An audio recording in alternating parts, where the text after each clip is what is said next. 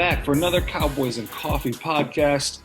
I'm here, Paul, sipping on much needed coffee early this morning. And D, you're here with us too. We've got an early morning one rather than a late night one for us. So what's going on? Well, I was kind of anticipating this meeting this morning and get ready for the season. And let's go. Hard to believe we're less than a week away from football. A week from tomorrow, the Cowboys start their season. On Thursday, we've got a opening kickoff. It'll be nice to get back in the swing of things. I'm ready. I don't know about you. I'm ready for some football. Yeah. Who's the Thursday game? I don't even know. I want to say Bills Rams. Oh, let's go. Okay. Yeah. Yeah. So, all right. It's been a long off season. It's been we the hot glass right around the draft. Here we go. Cowboys. Where are we at from the off season? How are you feeling after this off season? You know how I'm feeling after this off season? It's when we used to watch the shows, Hawaii Five-0 or Mannix or whatever detective shows, and sometimes it's a two-part series, and at the end of the first episode, it says to be continued. And here we are, to be continued from last year's game. That's where we're at. And I'm telling you, I am pissed off still. Yeah. Yep. That's a good point. They got bullied by the 49ers. And I think, we've talked with a lot of people on here.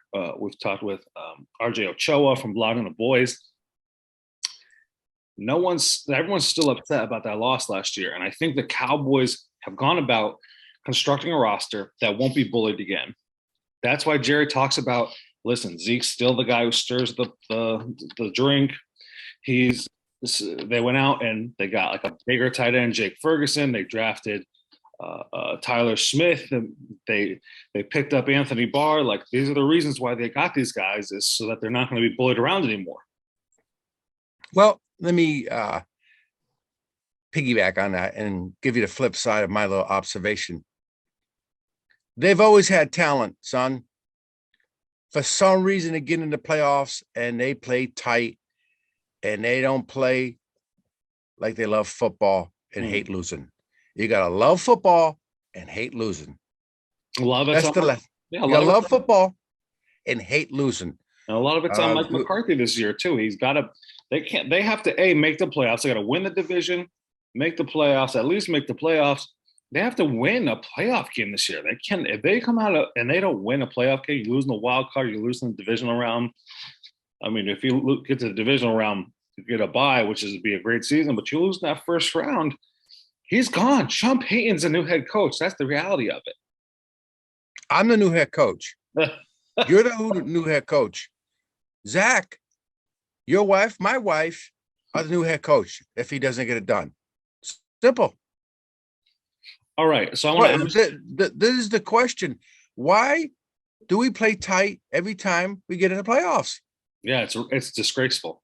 See, the style of the 49ers, we couldn't stop the run. Couple little factors here and there. I know we're going back, but the real scenario is 12, 13, 15 flags. Every other play is a flag then. Why? In your own backyard. You're not going to beat me one-on-one at the War Memorial. Right. You're not going to beat me one-on-one at the War Memorial. Sorry. Right. It's crazy to think.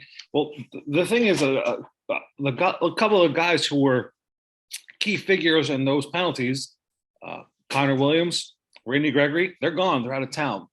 Good point. Another thing that the Cowboys wanted to stress this year is dumb players aren't going to stick around. Now, Randy Gregory was a different situation. But Connor Williams, too many penalties, he's gone. And now he's the Dolphins' problem. And they have him at center. Good luck. Good riddance. Right.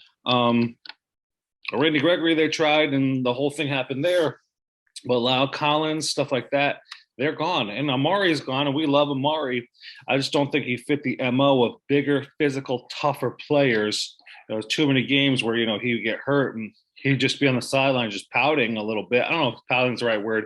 It just seemed like he was in a different world, I guess. And they're just trying to remake the roster ready for that. Let me ask you, best offseason move, worst offseason move? Oh, those are good questions, huh?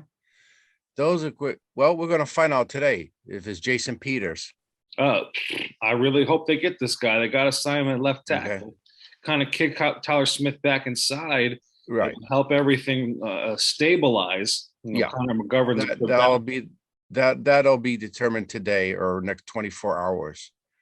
The worst move is I'm a Cooper guy. I'm a Cooper guy. I suppose that. And 51-49, Mr. Jones, Jerry there. I'm kind of curious. I always would, behind the scenes, we don't know what went on. Eventually we'll find out. But I'm a Cooper guy. And So my problem with that trade is that they basically telegraphed that he was on his way out of town. They got like nothing of value when wide receiver, excuse me, got you know, they got guys or picks or nothing. They got garbage. They got a fifth round pick and a swap of six rounders, and they drafted Matt Waletzko with that pick. So you've got Matt Waletzko for Amari Cooper. And I'm not saying, and they were upset at the price for Amari. Don't get me wrong, I understand that, but that's not an above average price now. I mean, you see what Christian Kirk got, some of these other guys. 20 million is high, don't get me wrong, but is it too high for Amari Cooper when you have the cap room now? I don't know.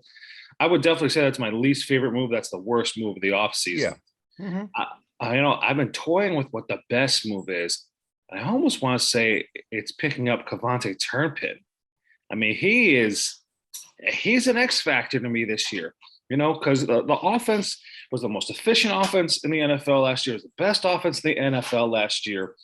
And can they replicate that with no Amari Cooper and Michael Gallup out for a little bit? I don't think so, but I do think they're going to be helped by Dak being healthy, hopefully all year, and hopefully Ezekiel Elliott healthy all year, even though their offensive line will be switched around a little bit. But let's just assume there's a little bit of regression towards the mean. If the defense is similar, and I think they could even be better than they were last year because it's their second year in the scheme, well, Cavante Turpin, he's a game changer, whether it's kick return, punt return. He has the vision, he has the speed, he has the agility, and he can change the field position game in an instant. You go from, pinned inside your 10, this guy can put it out to the 40, you know what I mean? And it's just short field for the Cowboys. If he can do that consistently this year, well, he's a steal from the USFL.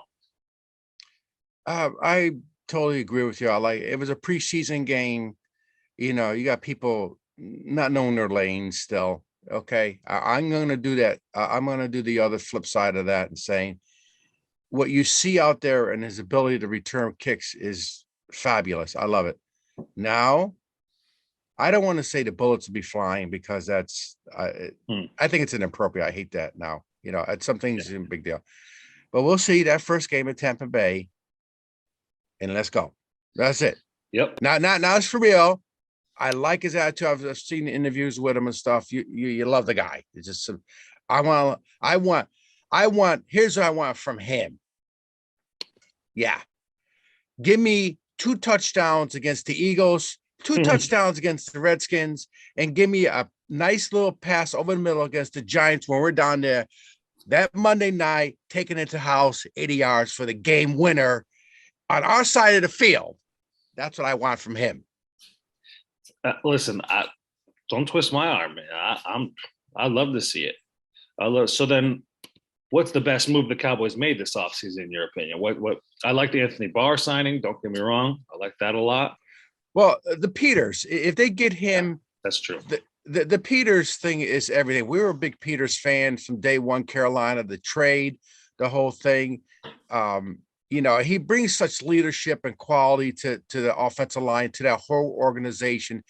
Is this our Herb Adderley that came to the Cowboys from the Packers and gave us a Super Bowl? Listen, he comes here, he puts a Super Bowl, put that number 71, his name, right up on the Ring of Honor, baby. Put it right up there, right there. The day we win the Super Bowl because of him, put that 71 right up there, that name right up there, Ring of Honor. That's how I feel. The Rams last year and then this year the Bills signed Von Miller. I feel like that brought that team last year, and I think this year they will as well bring a team to the next level. And I think he could do the same thing. He's a Super Bowl champion. He's been 6-time All Pro, 9-time Pro Bowler. It's their Charles Haley of the offense. The guy knows how to win. I don't think Jason Peters is playing at that All Pro level anymore, but what he does bring is understanding how to work, understanding of an incredible skill. And he teaches these guys, specifically Tyler Smith, how to work and how imparts that, hopefully some of that skill to these guys so that the whole line lifts up. Zach Martin, he's a future Hall of Famer, but Terrence still will need the help. Biotish, whoever. You play with the guy who's won a Super Bowl and knows how to get it done, and who's played at an elite level and knows what to do. I want him in town. I want Jason Peters. They need to figure that out today, ASAP, as soon as possible. He's got to be in town. Give him half the stadium. Right. I don't care what it Give him takes. from the 40-yard line back to the half the stadium. I don't care. Get him in there and let's go. That's it. That's it. Listen, that's the type of signing that the Cowboys, I feel like, have been missing the last couple of years. Yes. And I feel like you need it. Get him a 1-year deal, get him what he wants, and get him in until Tyron's back. And then whatever, if Tyron's back, if you get anything from him, great. If not, you got a year for Peters, and it's another year for Tyler Smith to learn the offense. As we're about to start this season, what do you think the Cowboys' record is at the end of the year? Are they making the playoffs? What's happening in the 17-game season? First of all, I hate 17 games. I will always hate it. I can't stand it. 17. Okay, so where are they going to? I'm going to go with instinct. I'm going to go 9-8. 9-8. Yeah, because the offensive line stinks. Do they win? And Dak, I just don't believe the offensive line is going to be taken. I don't believe in the center. Smith is still young. The left tackle, we don't know. It all depends on that Peters. It all depends on that left side. You have a 9-8, 7, or the 12-5. That's what you're going to get. Right.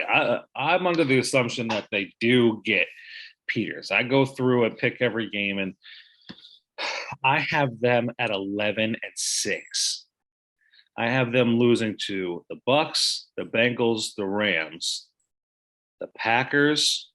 I threw a Giants loss in there. I figure a divisional loss. The Colts. 1, 2, 3, 4, 5, 6. That's the 6 losses. I have them beating the Giants, beating the Commanders, the Eagles, Lions, Bears, Vikings,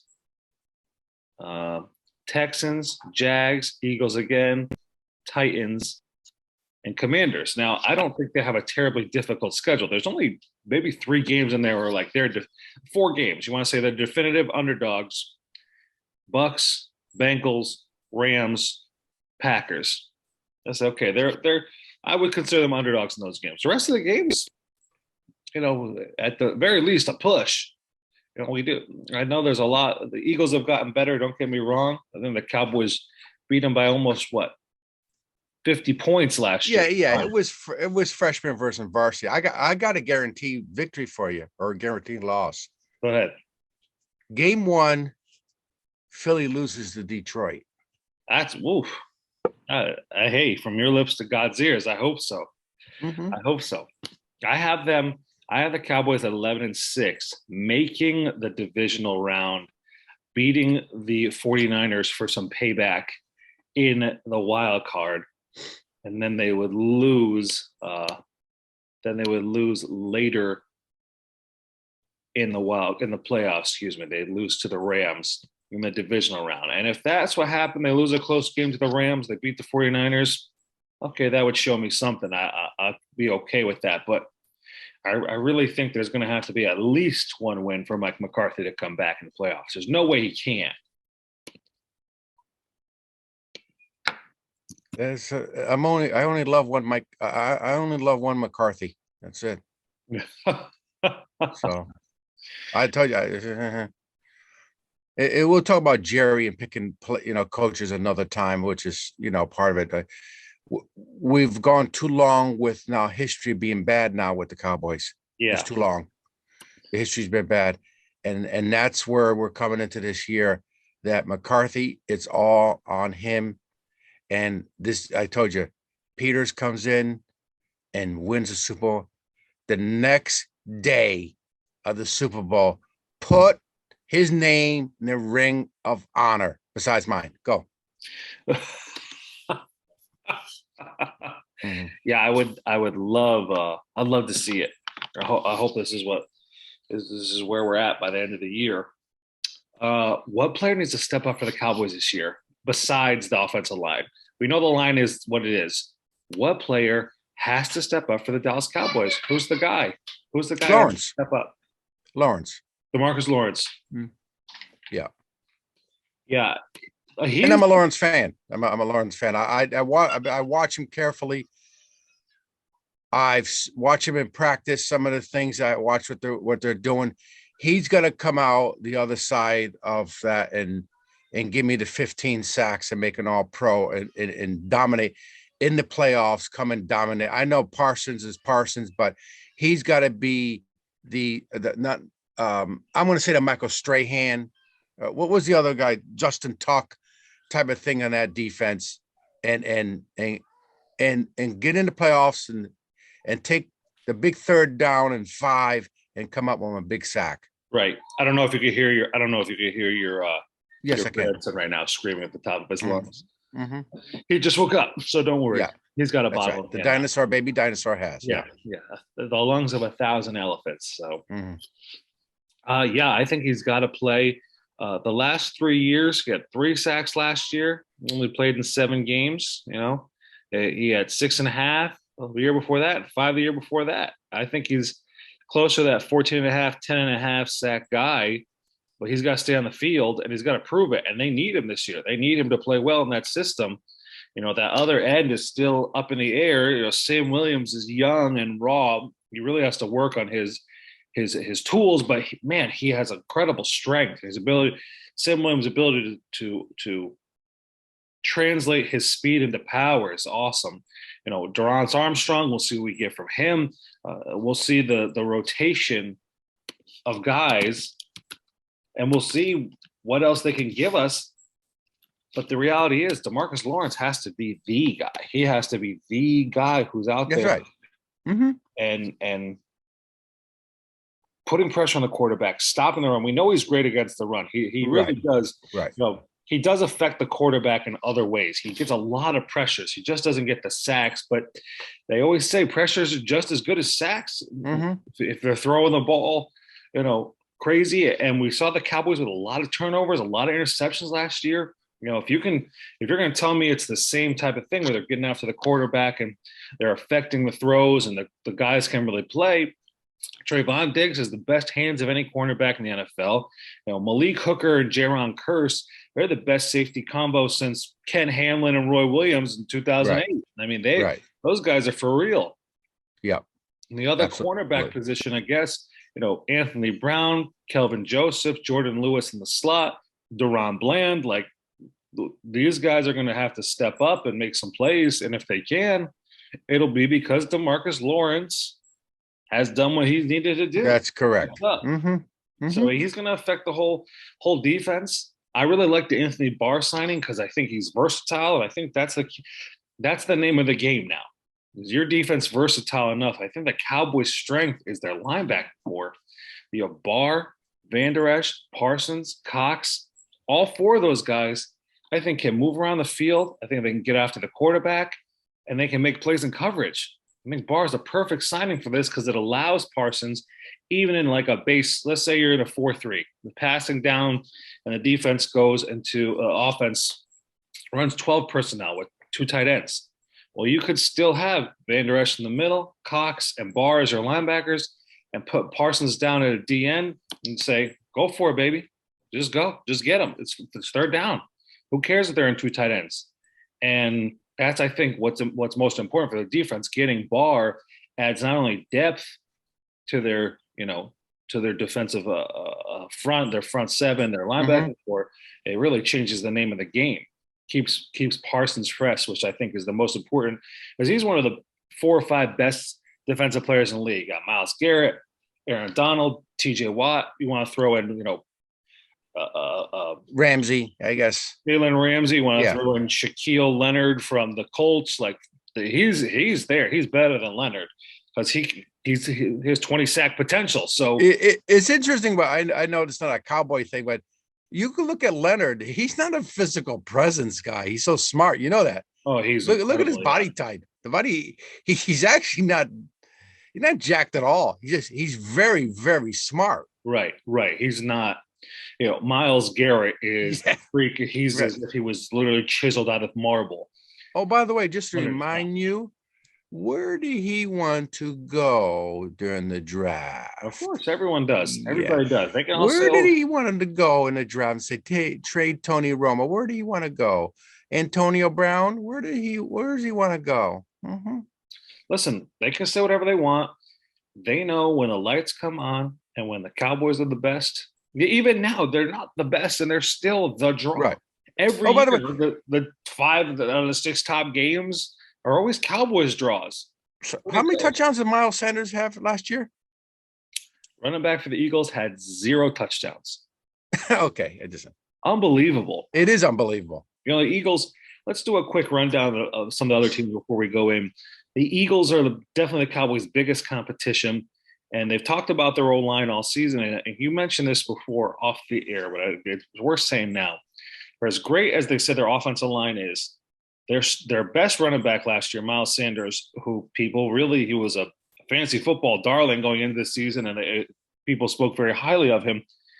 He had like 750 yards and 0 touchdowns, and they barely used him. And Jalen Hurts, who was quarterback for the whole year, Yep. 17 game season, threw for 3,100 yards. 13-9. Right. That's not great. They have to take the next step. And that's with a great offensive line. You're not giving me 1,000-yard rusher. You're not even giving me 3,500 yards passing or 15 touchdowns. Is he a more athletic Teddy Bridgewater and Jalen Hurts? We're going to find out. He has to take the next step. And if he doesn't, teams have this is the big year for him because teams have a full year Yes. of tape on him. You look at someone like Colin Kaepernick, who might have had a good early year. They got the tape on him and said, maybe go left, changed his whole career arc. It changed his whole career arc. Matter of fact, the touch on that right there, that alone, that NFL took care of him so well. It made him go down another road and it became a disaster for the country. Right. So let me throw that in there. Yeah. So that's the big question facing the Eagles. They did have a good offseason. I felt like they kept adding a lot of talent, but again, does it close the gap on the Cowboys?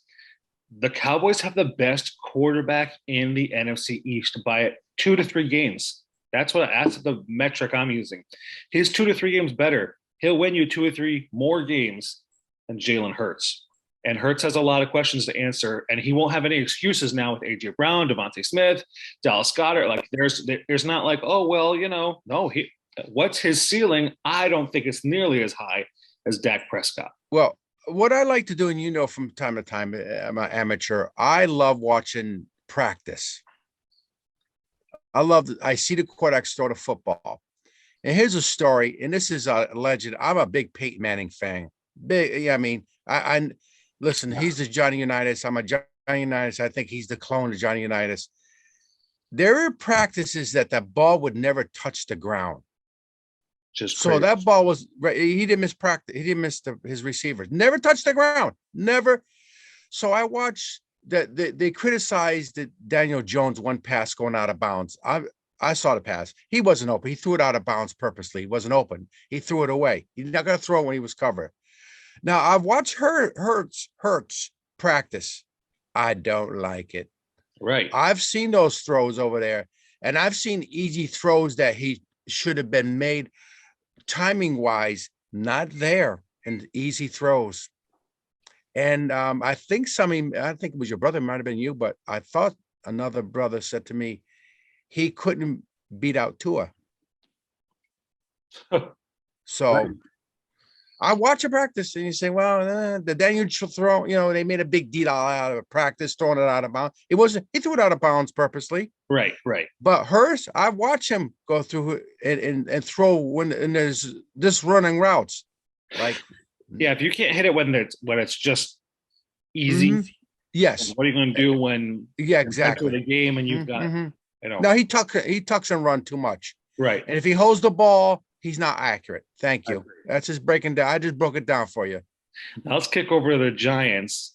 I think the Giants are just I think they're in the midst of a rebuild. They got the new GM from the Bills, Brandon Beane. They got the new coach, Brian Daboll. I think they're going to try and remake this team in the mold of the Bills. So I think them getting Andrew Thomas, a left tackle, and Kayvon Thibodeau, D-end, that they're going to start to build from the line out. And they have a couple of important decisions, like Daniel Jones being one of them. He just doesn't have it. There's so many excuses. This is interesting. At the end of Eli's career, they started making all these excuses. Well, the line's not good anymore. Well, the receivers aren't good. Daniel Jones takes over, and fans have been making the same excuses. Oh, the coaching staff. Listen, at some point, you play well enough where the coaching staff is going to stick around, where the receivers you're playing with are going to start to look good. Giants are not going to have, I'm not convinced they're going to have a great season. I'm not thinking they're going to be horrible, but, their wide receiving core is not good. Kenny Golladay might be the worst contract in football right now. And Spencer called that. Like and Kadarius Toney, he has not played up to a first-round pick. And Wan'Dale Robinson is very small, and that was a high pick. You've got these guys who you're really banking on to catch the ball, like their tight ends, like Daniel Bellinger. Like, who's that? Who's that? You heard of Daniel Bellinger? No. Right. That's like a made-up name from Madden. You're like, all right, randomized. It's like Daniel Bellinger. Like, oh, okay, great. And they cut Martinez there. Correct. Linebacker. I was surprised they cut Blake Martinez. They're moving in a different direction, but he was a leader. He's a good player. When healthy, I'm surprised. They're going to run with Carter Coughlin on the inside, like Micah McFadden. I like their D coordinator though. I like that style. Everybody's involved in that defense. Right. Wink Martindale is definitely going to bring the heat. Yeah, that's for sure. So here's the deal. How's that defense match up against the NFC East? He's going to have one of those teams, the Eagles or Redskins or the Cowboys, are going to have problems in that scheme. The Commanders. Yeah. When I say Redskins, yeah. I can't get started on that nonsense. I know. Yeah. Somebody in that division is going to have problems against that scheme. Somebody in the division, because you're going to play twice and twice. Right. If you can force Carson Wentz right into some throws and have him start looking, or you keep it so that Jalen Hurts isn't as comfortable and has to look a couple different ways, or has to move a little faster than he can and can't get it to those receivers. I think the Giants are definitely not what they're going to be in a couple years, but I think they're in their top spot this year. Listen, when you draft players, okay, coming into the season, unless it's a quarterback for the most part, Chase came in with the Bengals with his buddy and stuff, made all pro, but for the most part, you can't count on those guys. And that's old school. We don't know they wouldn't talk to rookies in the old school until you made the team. They wouldn't even talk to players. Right. So to say this guy's going to do this coming into the league from a draft, the big guy Davis, with the Eagles and stuff, how well he's going to do. Okay. He's not Randy White come out of college. Okay. Right. He's a big dude with a massive body. Give me 50 plays out of him and then come tell me what he can do. Right. And I'm telling you, it's going to be a factor in him of staying in condition and playing up. Absolutely. Mm-hmm.